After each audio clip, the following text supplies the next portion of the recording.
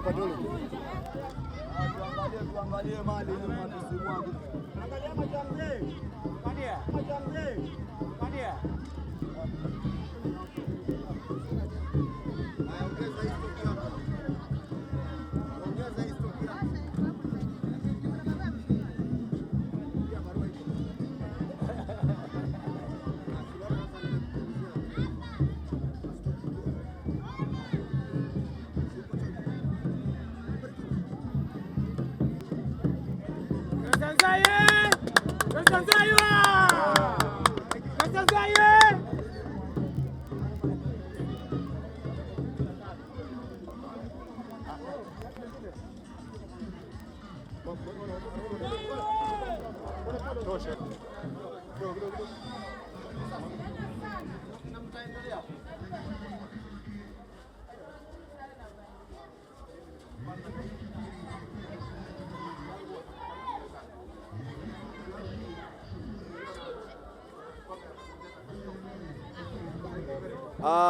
Jambo la kwanza ni kutoa shukurani kwa wakaaji wa eneo hili la Bangladeshi katika Jomvu constituency. Mimi nilichukua mwenyewe initiative yangu kuona kwamba kuna haja ya vijana kuwaleta pamoja kwa ajili ya uhusiano mwema wa baina ya mimi na marafiki zangu kutoka London, kutoka UK, ambao waliniomba nifanyishe hizi timu ambazo ziko maeneo haya, na wenyewe wako hapa, wenyewe wako humu ndani. Walikuwa wanataka kuona the best teams, the best player, ndio tuwatengenezee timu moja ambao nitaweza kuwasaidia na mipangilio ya kiserikali wakaweze kwenda kuchezea zile nchi za ugaibuni. Hivyo basi lilikuwa ni jukumu langu kubwa kuona kwamba naleta vijana wote pamoja, na unaona kama uwanja ulivyojaa ni kwa sababu ya upendo. Nimetumia takriban ya 1,600,000 kuona kwamba mkutano huu vijana hawa tumewaleta pamoja, na mnaona utulivu ulivyo. Hivyo basi mimi ni kumrai, kuna jambo ambalo nimeliona haliko sawa, lakini nitachukua initiative mimi kuona kwamba nazungumza na Waziri Mvurya na PS ambaye ni Fikirini, kuona kwamba viwanja hawana haja. Anaweza kuwa mjumbe hana hiyo initiative, lakini wao kama serikali hawapaswi kuacha Jomvu nyuma. Hatuna kiwanja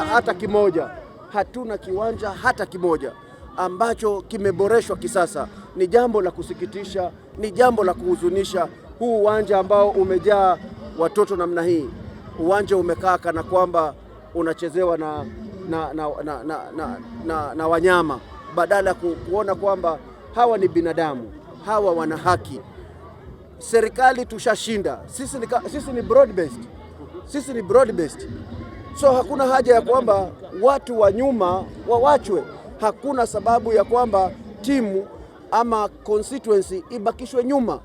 Ni wakati wa kuhakikisha kwamba tumeleta watu wote pamoja katika masuala ya umoja, katika masuala ya kuona kwamba maendeleo yanapatikana katika constituency zote. Ni jambo la kunisikitisha katika karne hii basi Jomvu haina kiwanja ambacho kimeboreshwa cha watoto kuchezea.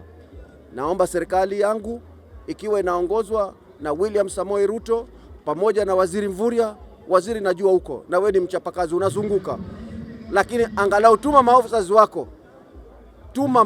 wako wachague kiwanja kimoja, hata viwili ama vitatu katika hizi ward, vijana waweze kwenda kuwa wanaweza kutrain bora. Siwezi kuchukua vulana, mimi nafanya bidii, nachukua watoto hapa na wapeleka London.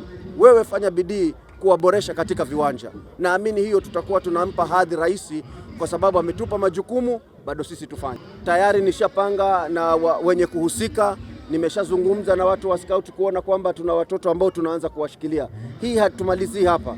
Leo tuko hapa, ndani ya mwezi moja tutakuwa Miritini. Tukitoka hapo tunarudi Jomvu, then tunachanganya timu zote na beba timu moja niipeleke London. Kutoka hapa Jomvu, hawa jamaa wanaanza mchezo wa paka na panya. Serikali kuu imechukua hiyo. Sasa kuna contractor ambaye amepangiwa na naamini ako tayari, anataka kwenda kuanza. Tumezungumza na tumeshauriana kwamba hatuwezi kucheza na maisha ya vijana. Wacha biashara ikuje. Hebu angalia maelfu ya watu ambao leo wako hapa, ni biashara ya watu wangapi ambao inaendelea vizuri. Haya ndio mambo ambayo tunataka ndani ya stadium yetu ya Mombasa. Watu wengi wanataka kuja Mombasa, lakini serikali ninaiomba pamoja na huyu rafiki yangu Mvurya a speed up, ndio watu waweze kwenda kufanya biashara. Uwanja ukimalizika, watu wengi watapenda kuja, biashara itaenda kuongezeka kwa uzuri wa watu wa Pwani. Raia TV, pamoja tufurahie.